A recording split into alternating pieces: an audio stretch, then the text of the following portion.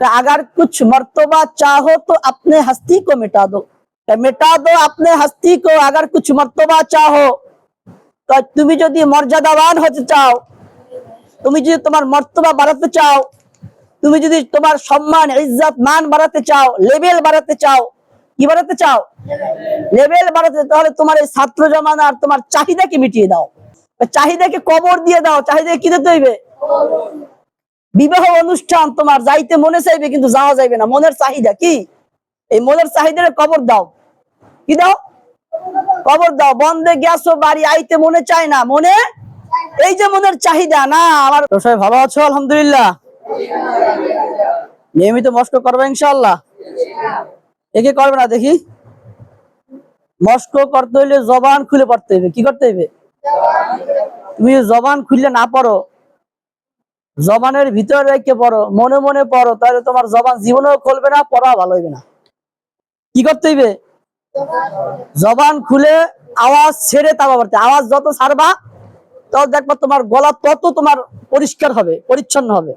আর যদি মনে করো যে হুজুর পড়াইতেছে, তোমরা যদি ম্যান মানাই পড়ো, পড়তে পারবা কিন্তু পড়ার ভিতরে মনোযোগিতা থাকবে না, অমনোযোগী হয়ে পড়বা, দেখবে এক সময় তোমার সময় চলে যাবে কিন্তু এর সময়ের কোনো মূল্য থাকবে না। সুতরাং সময়ের মূল্য করবো তো। দেখো সময় এবং স্রোত কারোর জন্য বসে থাকে না, থাকে? Time and tide wait for none. মানে সময়, টাইম মানে কি? সময়, টাইট মানে স্রোত। যে সময় এবং স্রোত, time and tide wait for none, যে সময় এবং স্রোত কারোর জন্য অপেক্ষা করে। এই ছাত্র জমানা কিন্তু সবসময় পাবা না, বাবা। হ্যাঁ, এই ছাত্র জমানা দেখবা দেখতে না দেখতে শেষ। এক সময় অনেকে আসো না যে এইখানে আসছো একেবারে ছোট থাকতে, এখন বড় হয়ে গেছো না? এখন তো দেখা যায় আস্তে আস্তে এমন অনেকে দাঁড়িয়ে হয়ে গেছে। এর মানে কি? যে তুমি এক সময় ছোট ছিলে, এখন আর ছোট নাই।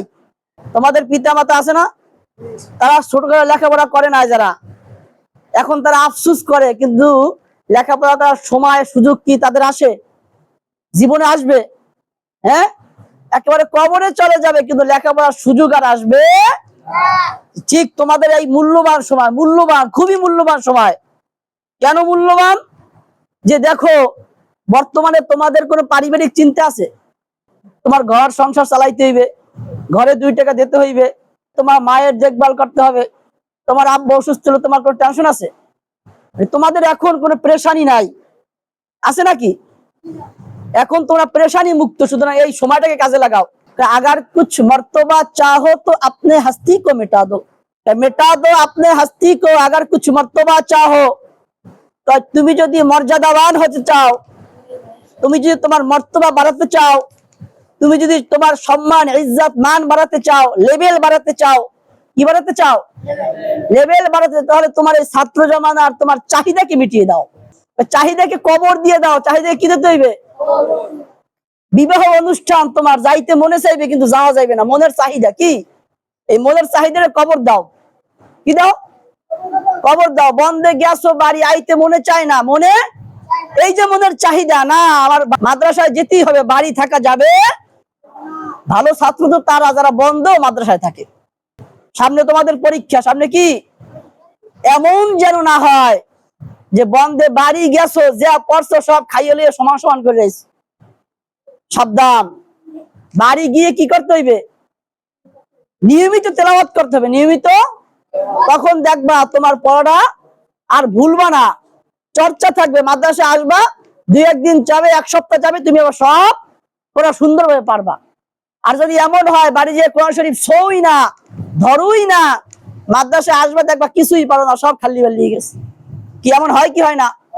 দেখবা সব অন্ধকার, সব কি দেখবা? এই জন্য কি বলছি, যে যদি তুমি মর্যাদাবান হতে চাও তাহলে তোমার চাহিদা মিটিয়ে দিতে হবে, সর্ব ধরনের চাহিদা। লোভ রাখা যাবে না। পারবো তো সবাই ইনশাআল্লাহ? হ্যাঁ, সবাই হিম্মত এবং খুলুসিয়াত নাও, নিয়ত করো, নিয়ত খুলুস করো, নিয়ত সহি করো যে ইনশাআল্লাহ আমি এইখান থেকে হাফেজ হওয়ার আগ পর্যন্ত কোনো ছুটি নেব, কারো বিবাহে যাব না, হাফেজ হওয়ার পর সব জায়গায় যাব। হাফেজ হওয়ার পর কিন্তু হেফজ শেষ করার আগে আমি কোনো অনুষ্ঠান জাগতিক কোন অনুষ্ঠানে যাবো না, সব এড়িয়ে চলবো, সব কবর দেব, সব কবর দেব। তুমি যখন তোমার চাহিদার কবর রচনা করতে পারবা, তাহলে তুমি মর্যাদার হইতে পারবা। কি পারবা না? তোমাকে বড় বানাইবে তোমার ইলম, তোমার জ্ঞান। তুমি কোরআনুল কারীম, তোমরা যেহেতু কোরআনুল কারীম হিফজুল কোরআন বিভাগে পড়তেছো, কোরআনুল কারীম নিয়ে তোমরা যেহেতু গবেষণা করতেছো, কোরআনুল কারীম নিয়ে সবসময় চর্চা করতেছো, সুতরাং তোমার চিন্তা থাকতে হবে, তোমার ফিকির থাকতে হবে যে কোরআনুল কারীম তুমি কিভাবে আরো ভালোভাবে পড়তে পারো, কয়টা সুরে পড়তে পারো, কিভাবে তুমি এর শিক্ষাত বাড়াইতে পারো, শুদ্ধতা বাড়াইতে পারো, তোমার মদ গুন্নাত টান মাখরাজ গুলো কিভাবে সুন্দর উচ্চারিত হয়, সিফাত গুলো কিভাবে সুন্দর উচ্চারিত হয়, তাসবিহ গুলো কিভাবে সুন্দর উচ্চারিত করতে পারো। তুমি যখন এগুলো নিয়ে বেশি বেশি চিন্তা করবা, তখন দেখবা তোমার পড়ার সৌন্দর্য অনেক বেশি বেড়ে যাবে। পারবে কি পারবে না? এই জন্য তোমার পড়ার জিনাত বাড়াইতে হইবে। জিনাত মানে সৌন্দর্য, জিনাত মানে কি? সৌন্দর্য। তুমি যত কোরআনুল কারীমের জিনাত বাড়াবা, সৌন্দর্য বাড়াবা, তত তুমি আল্লাহ রাব্বুল আলামিনের কাছে প্রিয় হয়ে যাবা। আর আল্লাহর কাছে যখন প্রিয় হবা, অটোমেটিক পৃথিবীর যত মানুষ আছে সমস্ত মানুষের কাছে এমনিতেই প্রিয় হয়ে যাবা। কি বিশ্বাস হয় না? আল্লাহ তোমাকে ভালোবাসে, দেখবা পৃথিবীর যত মাখলুকাত আছে সমস্ত মাখলুকাত তোমাকে ভালোবাসবে। কি বিশ্বাস হয় না? হ্যাঁ, যখন তুমি কোরআনুল কারীম ভালোভাবে পড়তে পারবা, তখন তোমার ভিতরেই একটা ভালো লাগা কাজ করবে, আত্মবিশ্বাস কাজ করবে। করবে কি করবে না? তো সুতরাং ভালো করে পড়বা, পড়বো তো ইনশাআল্লাহ। কোরআনুল কারীম শিখতে আইছো, পৃথিবীর তো এমন কিছু শিখতে আসো নাই যে যে জিনিসটা শিখলে কাজে লাগবে না, কিন্তু এটা এমন একটা কালাম, কালামুল্লাহ কোরআনুল কারীম, যেটা কি স্বয়ং আল্লাহ রাব্বুল আলামিন থেকে প্রেরিত। এবং এই কোরআনুল কারীম তুমি যদি শিখো, এই দুনিয়াতেও তুমি সফল, আখিরাতেও সফল। মানে এখানে কোনো এমন কোনো বিষয় না যে তুমি দুনিয়ায় সফল হবা, আখিরাতে সফল হবা না। বিশ্বাস থাকতে, বিশ্বাস ইয়াকিন থাকতে হবে।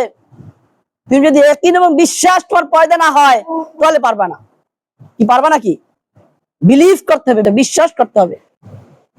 দেখো, যারাই বড় হয়েছে, কি সবার চেহারা সুন্দর, সবাই লম্বা চূড়া, ভ্যারাইটিস আছে কি নাই? এই জন্য বড় হওয়ার জন্য কি চেহারা ভালো হওয়া লাগে, বডি ফিটনেস ভালো হওয়া লাগে? কেমন জাগতিক শিক্ষা যারা শেখে তারা বলতে পারবে না যে আমরা এই জাগতিক শিক্ষা শেখে দুনিয়ায় সফল হবো, আখিরাতেও সফল হবো। কি বলতে পারবে? হ্যাঁ, কারণ তার ভিতরে কোনো উখরুবি চিন্তা ভাবনা নাই, দ্বীনি কথাবার্তা নাই। কিন্তু তুমি কোরআনুল কারীম শেখো, এর মাধ্যমে তুমি দুনিয়ায় তো সফলতা অর্জন করবাই এবং আখিরাতেও সফলতা অর্জন করবা। সুতরাং এটা যদি তুমি শিখো, তুমি ঠকবা না, জিতবা। হ্যাঁ, আমরা সবাই জিততে চাইতে ইনশাল্লাহ, সবাই চাইতে ইনশাল্লাহ, সবাই লেখাপড়া করবে ইনশাল্লাহ। কে কে করবে হাত জাগাও দেখি, সবাই লেখাপড়া করবে ইনশাআল্লাহ। আল্লাহ রাব্বুল আলামিন সকলকেই বেশি বেশি লেখাপড়া করার তৌফিক দান করুন। আল্লাহর কালাম শুদ্ধভাবে পড়ার তৌফিক দান করুন, সুন্দর সুরে তেলাওয়াত করার তৌফিক দান করুন। আমিন ওয়া আখিরু দাওয়ানা আলহামদুলিল্লাহি রাব্বিল আলামিন।